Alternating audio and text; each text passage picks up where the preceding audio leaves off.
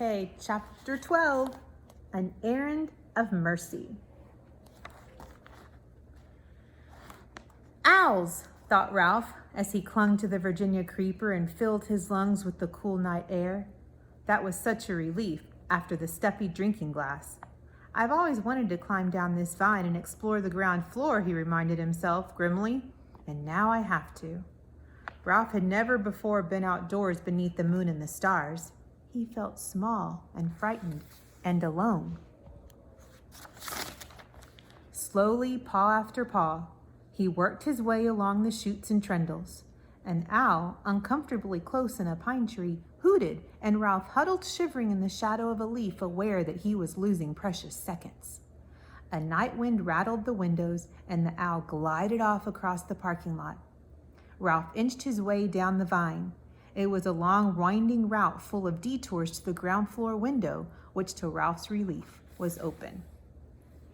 Upon reaching the sill, Ralph leaped to the floor of the room in which 3 young men of college age were sleeping, 2 in beds and 1 in a sleeping bag on the floor. An aspirin. I must find an aspirin, thought Ralph, darting under the bed. He bumped into a dust mouse, which startled him, but he did not find an aspirin. He was in such a hurry, he ran right over the man in the sleeping bag instead of taking time to go around. There under the dresser, gleaming in a shaft of moonlight, he saw a round white pill. He went closer. Yes, it really was an aspirin tablet. At last! Ralph was positive it was an aspirin and not some other pill, because it had letters stamped on it.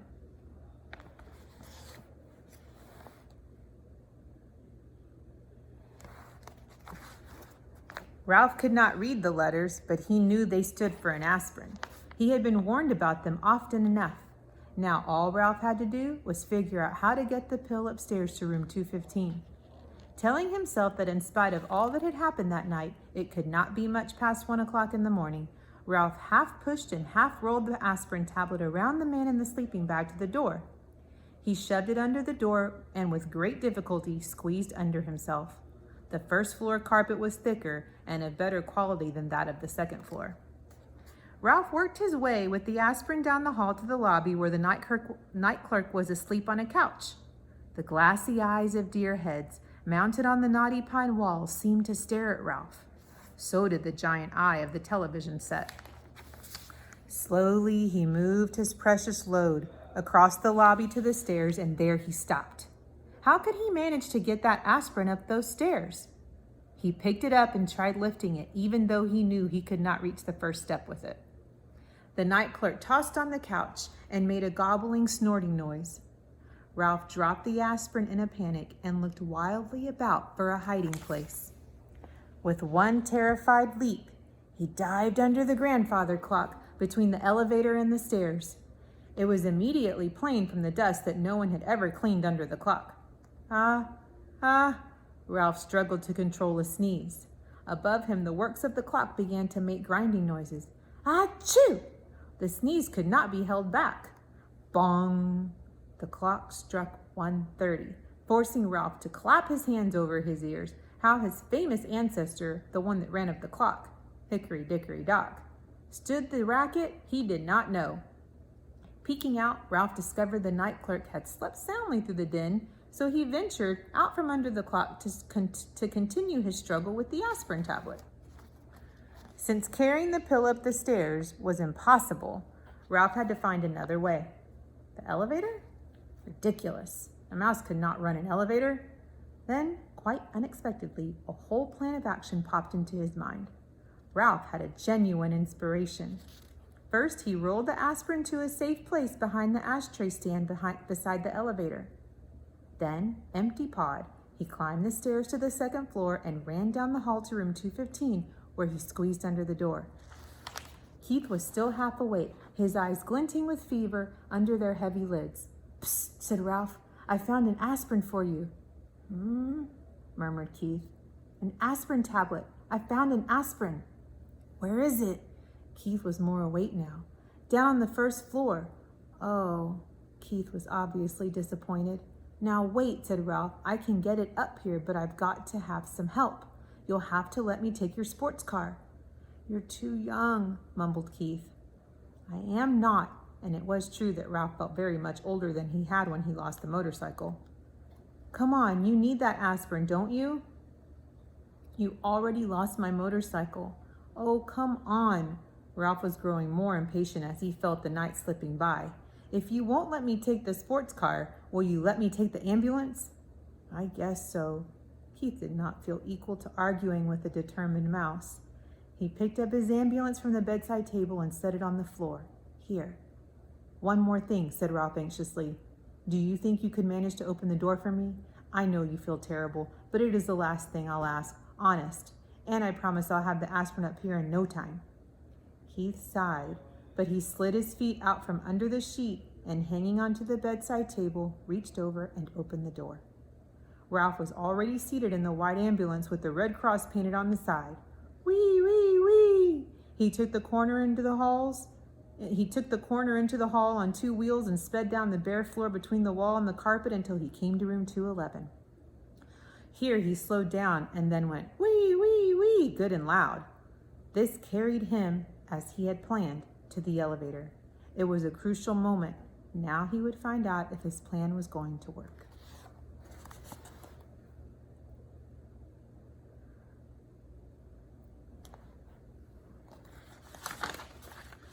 The little dog in room 211 began to whimper and then to bark just as Ralph had planned. In a moment, the door opened and the man stumbled out with the little terrier in his arms. Oh, all right, he grumbled. I'll walk you. Shut up, will you? Ralph waited, his paws tense on the steering wheel. The man walked groggily to the closed elevator door where he managed, in spite of the wriggling dog in his arms, to push the button. Soon the elevator door slid open. Ralph knew that timing was important. The man entered the elevator. The dog barked. Wee, wee, said Ralph, hard enough and fast enough to shoot the ambulance at great speed across the yawning crack between the floor of the hall and the floor of the elevator before the man turned around. As the dog's owner turned, Ralph steered skillfully around his feet and parked the ambulance behind him. The man pressed the button, the doors closed, and the elevator actually began to descend. Do you know what you are? The man sleepily asked the dog. You are a nuisance. That's what you are, a 4-footed, hair-covered nuisance. The dog ignored his master. I know you're down there, he yapped to Ralph. If I could just get down, I'd get you. Ralph did not answer. He was taking no chances. He waited quietly inside his ambulance until the man had carried the dog out before he drove out of the elevator. He jumped out of the ambulance, opened the rear doors, seized the precious aspirin, and boosted it inside. Slamming the doors, he ran around and jumped into the driver's seat. There was not an instant to lose. Wee, wee! The ambulance moved toward the open elevator, but unfortunately, by this time, Ralph was slightly out of breath. The front wheels of the ambulance caught in the crack between the floor of the lobby and the floor of the elevator. The ambulance was stuck. Oh no, thought Ralph. Not now. I can't fail now. Wee, wee, he managed to gasp. The wheels spun, but the ambulance did not move. Ralph jumped out, put his shoulder to the rear of the vehicle, and pushed with all his strength. Nothing happened. In a moment, the man would be returned with his dog. Desperate, Ralph climbed back into the ambulance. He took a deep breath, so deep he thought his lungs would surely burst. Wee, wee, wee! He made the sound hard and fast and high-pitched. The wheels spun. The ambulance moved, slowly at first, and then as the tires got a grip on the floor of the elevator, it shot out of the crack and across the elevator and hit the rear wall with a bump. Ralph collapsed over the steering wheel, limp with relief, just as the man came back through the lobby with his dog. I guess some boy lost his toy ambulance, muttered the man, more awake now, as he stepped in and pressed the button. Toy, thought Ralph indignantly. This ambulance is carrying medical supplies to the sick. Boy, my foot, yapped the terrier. It's that dastardly mouse. Let me down and I'll get him. Ralph did not try to answer. He was saving all his breath now to get the ambulance across that crack once more. The man slapped the dog lightly on the nose and said, Be quiet. I took you outside, didn't I? Fortunately, the elevator doors stayed open behind the man as he walked out, so Ralph had no trouble driving the ambulance out and down the hall to room 215. The door had blown shut, but he did not care. He jumped out of the ambulance and ran around to the back, where he unloaded the aspirin, shoved it under the bedroom door, and squeezed under after it. "Hey, Keith, I've got it." Ralph was filled with triumph. "I brought you an aspirin."